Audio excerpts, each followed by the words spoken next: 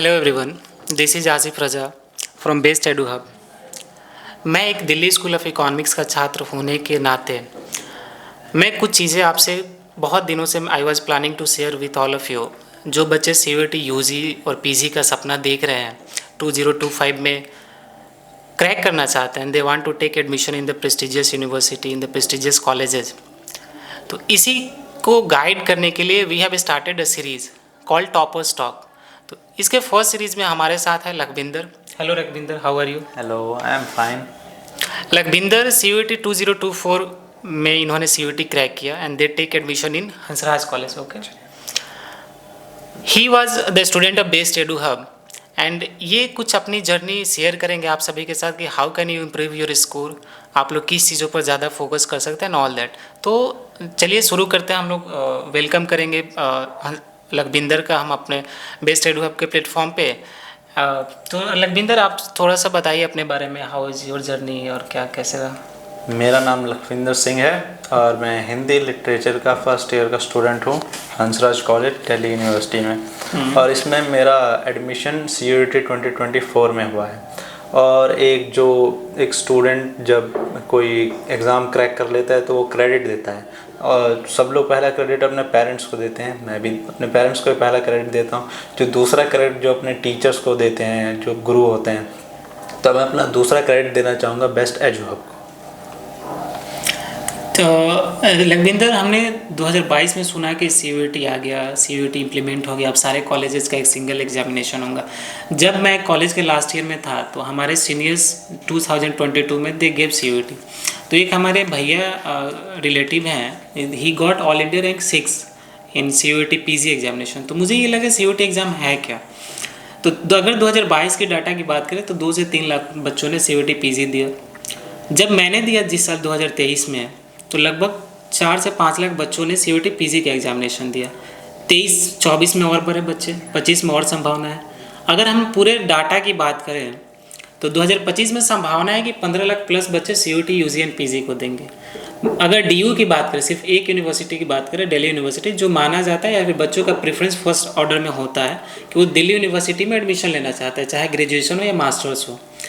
तो 15 लाख बच्चों में से 75,000 सीट है। हम लोग ऐसा यूनिक क्या करें? बच्चे, एक जो 12वीं क्लास का बच्चा है आपको जो देख रहा है, वो ऐसा क्या अपने स्ट्रेटजी में चेंजेस लाए जिससे वो भी सीयूईटी 2025 को क्रैक करे और वो भी अपना सपना पूरा करे कि उसको भी दिल्ली यूनिवर्सिटी में एडमिशन लेना है। तो आप अपने जर्नी के हिसाब से कुछ उनको सजेस्ट कीजिए कि व्हाट दे कैन चेंज। तो सबसे पहले कोई भी एक एस्पिरेंट होता है, उसे सबसे पहले डिटरमाइन करना चाहिए कि am I a true aspirant. उसके लिए एक ही चीज़ है, जब आपको लगे कि आपकी सक्सेस इतनी इम्पॉर्टेंट है जितनी इम्पॉर्टेंट आपके लिए आपकी ब्रीदिंग है, तो आप एक सच्चे एस्पिरेंट हैं। दूसरी चीज़ आती है कंसिस्टेंसी। कंसिस्टेंसी मैंने कैसे मेंटेन की? क्लासेस रेगुलर करना। जब आप क्लासेस कर रहे हो, जो आपका टीचर आपको पढ़ा रहा है, तो उस टाइम पे आपकी आंखें और आपके कान पूरा टाइम फोकस रहने चाहिए टीचर्स पे। जो बाद में आप सोचो कि मैं यहाँ से पढ़ लूँगा, सेल्फ स्टडी कर लूँगा, नहीं। जो टीचर आपको पढ़ा रहा है वो आपने देख लिया और सुन लिया और आपके कानों में पढ़ लिया, तो आपका ऑलमोस्ट 50 to 60% काम डन है। और दूसरी चीज़ जो आती है, जो होती है, एक लॉजिकल अप्रोच होती है या स्ट्रेटजिकल अप्रोच होती है, जो मैंने कैसे अपनाई।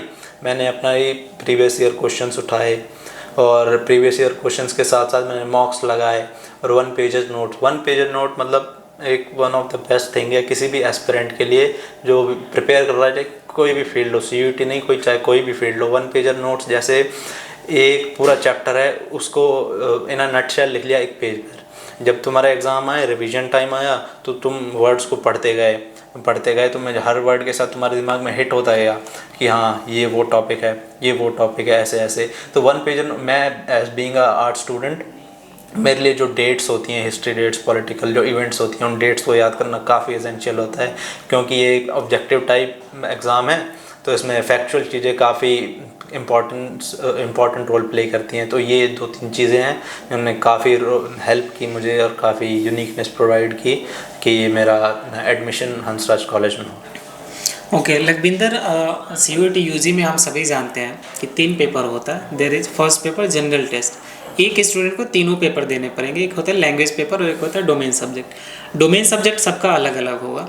तो अगर दो पेपर जो सबका कॉमन है, language paper and general test, तो उस पर अगर हम लोग थोड़ा सा लाइट डालने की कोशिश करें तो हम लोग देखेंगे कि जनरल टेस्ट जो बहुत बड़ा सिलेबस होता है, मतलब जनरल अवेयरनेस भी है, करंट अफेयर्स है, मैथमेटिक्स है, रीजनिंग है, तो इतने बड़े सिलेबस को कम टाइम में 2025 में बहुत कम टाइम बचा है, मतलब मिड मई में आपका सीयूटी यूजी का एग्जामिनेशन होगा। तो जनरल टेस्ट को कैसे करें, अगर पर्टिकुलरली जनरल टेस्ट के बारे में बात करें तो how can we do with the ease? देखो, जैसे जनरल टेस्ट एक मतलब जैसे जनरल टेस्ट और लैंग्वेज और डिसिप्लिन स्पेसिफिक, ये जो इनके क्राइटेरिया होता है कि भाई जैसे क्या नाम है, बैचलर इन मैनेजमेंट स्टडीज़ में जनरल टेस्ट इम्पॉर्टेंट है। और जैसे ये लिटरेचर, जैसे हिंदी ऑनर्स, इंग्लिश ऑनर्स, ये लिटरेचर कोर्स हैं, इसमें इम्पोर्टेंट नहीं है, थोड़ा बहुत कंफ्यूजिंग है। तो ये हमें ध्यान रखना चाहिए कि किस में एसेंशियल है। अगर तुम ऐसे मैनेजमेंट कोर्स में जाना चाहते हो तो एसेंशियल है।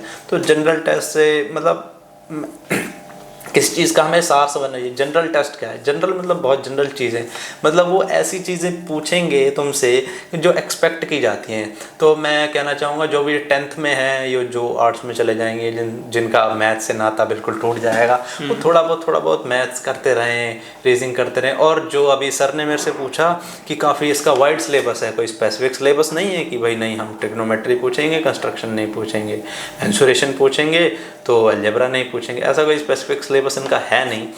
तो इसके लिए सबसे बढ़िया चीज़ होती है प्रीवियस ईयर क्वेश्चंस।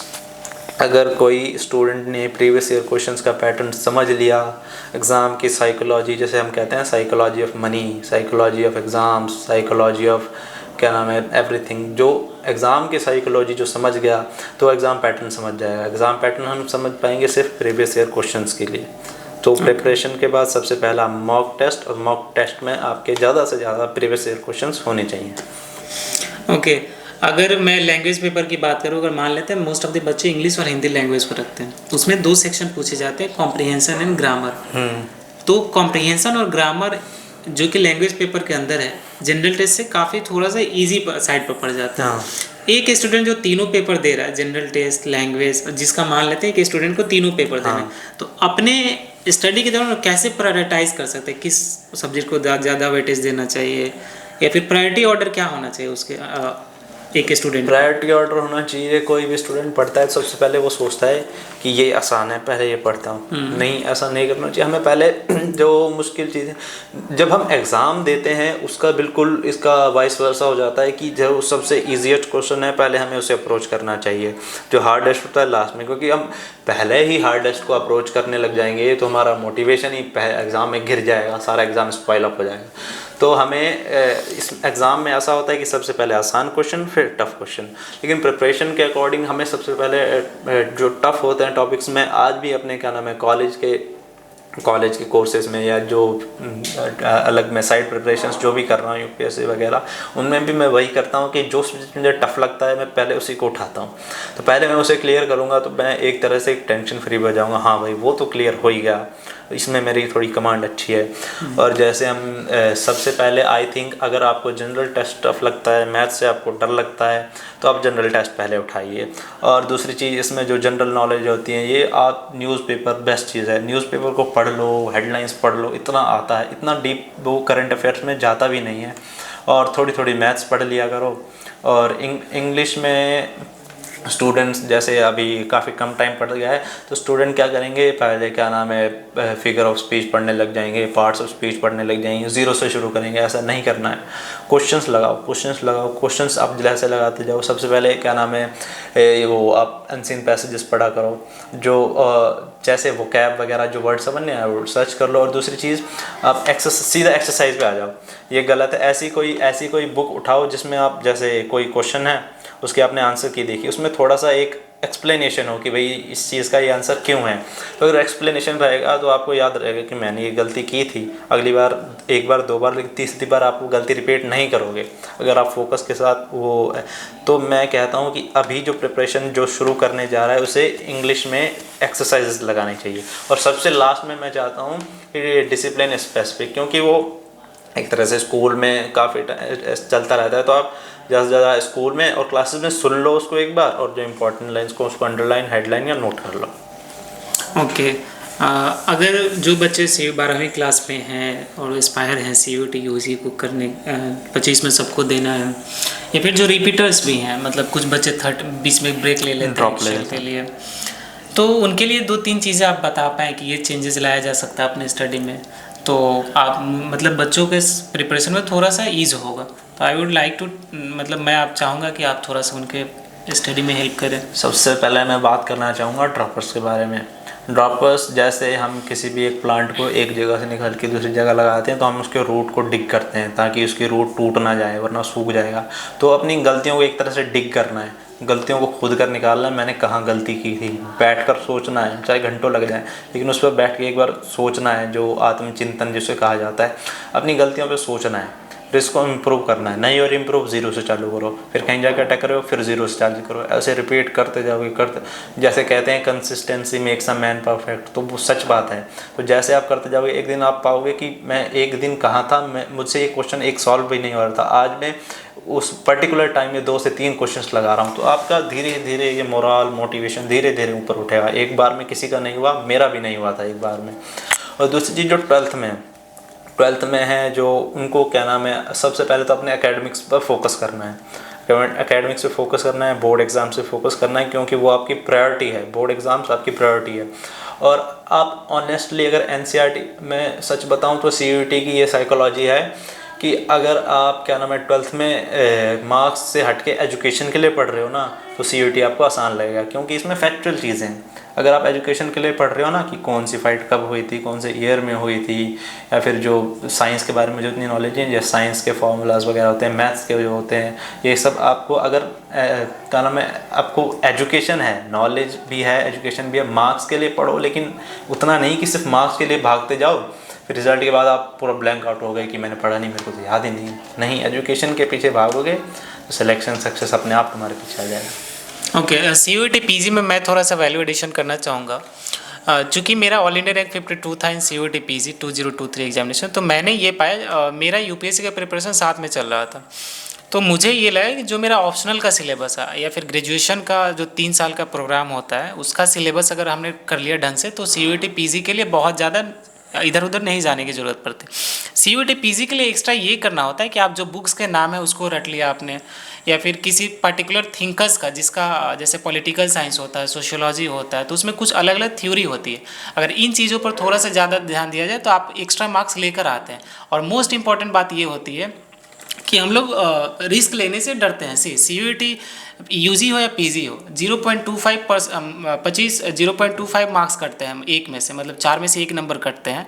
तो अगर आप 4 क्वेश्चन गलती करोगे तो 1 नंबर आपके कटेंगे जितने सही हुए हैं। अगर 4 क्वेश्चन पे आपने रिस्क लिया तो देयर इज पॉसिबिलिटी कि 1 क्वेश्चन सही हो जाए, 3 क्वेश्चन गलत हुए तब भी, फिर भी हम लोग नेट पॉजिटिव 2 मार्क्स में रहेंगे।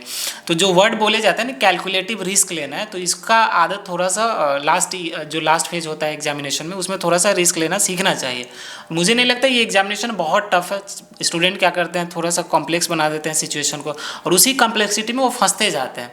चीज़ों को जितना दूर से देखेंगे और सिंपल बना के रखेंगे ना, उतनी आसानी से चीज़ों को किया जा सकता है। एग्जाम का प्रेशर बिल्कुल नहीं लेना है।